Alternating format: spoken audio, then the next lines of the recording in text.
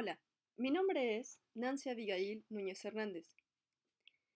Bienvenidos a la segunda parte de nuestra serie de videos sobre cómo distinguir entre argumentaciones y otras interacciones lingüísticas.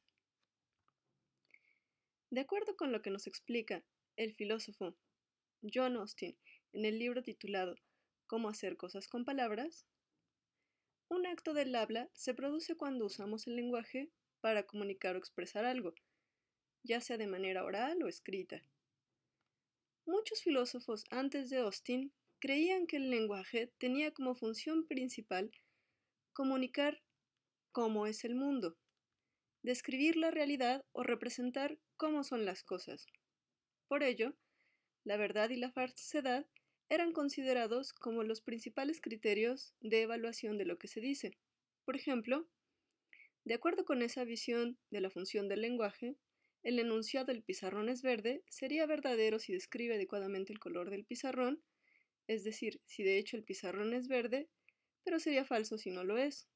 Pero Austin se dio cuenta de que no solo usamos el lenguaje para describir el mundo, sino que a veces hacemos algo cuando hablamos. Por ejemplo, cuando damos una orden, pedimos algo o hacemos una promesa. Y en ese caso lo que decimos no es ni verdadero ni falso.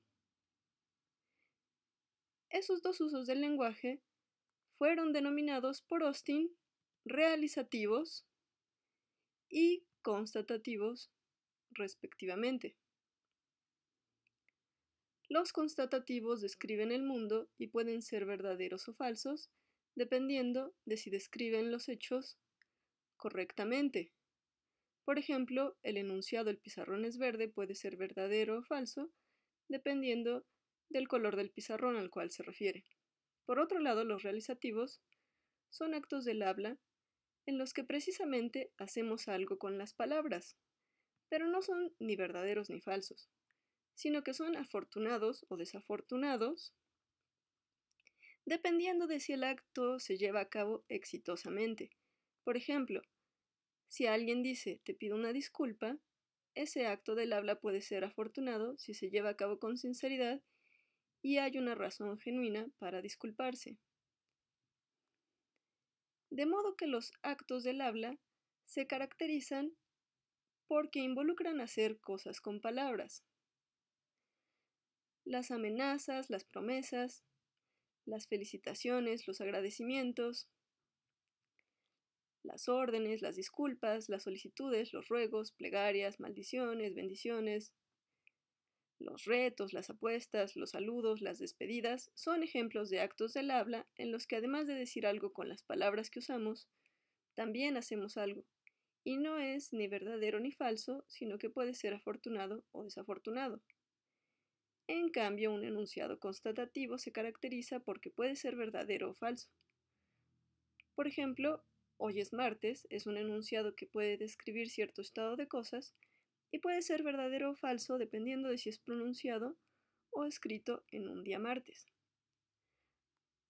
Ahora bien, decimos que son actos del habla porque los hacemos usando el lenguaje, usando palabras, y al hacerlo, tenemos la intención de expresar o comunicar una idea, pero más importante aún, tenemos la intención de hacer algo.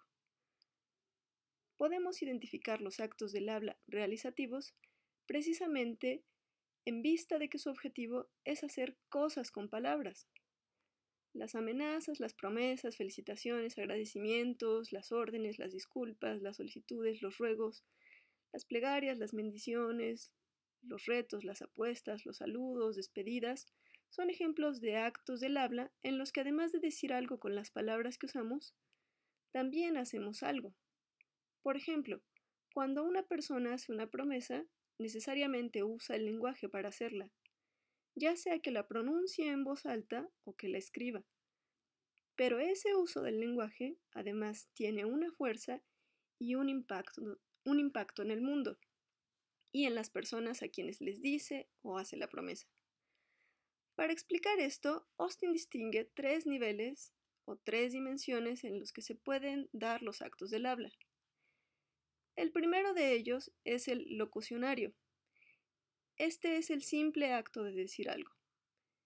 Este nivel de los actos del habla ocurre por el simple hecho de decir algo usando el lenguaje. Tenemos ejemplos de actos locucionarios siempre que decimos algo de manera oral o escrita, empleando el vocabulario y las reglas gramaticales de cierto idioma para significar o comunicar algo. En el nivel ilocucionario es en donde en los actos del habla se lleva a cabo una acción. Se da cuando al decirle algo a alguien, automáticamente estamos haciendo algo. Por ejemplo, si le decimos a un amigo, te ruego que me digas la verdad, por el solo hecho de decirlo, estamos haciendo algo con las palabras, es decir, le estamos rogando. Y el último nivel es el perlocucionario. En este nivel o dimensión de los actos del habla, se ubican los efectos o consecuencias de llevar a cabo un acto ilocucionario. Dichos efectos o consecuencias pueden ser los pensamientos, sentimientos o acciones de los oyentes a los que está dirigido el acto ilocucionario. Por ejemplo, si al rogar logramos que nuestro amigo diga la verdad, o si solo lo incomodamos, cualquiera de esos efectos es perlocucionario.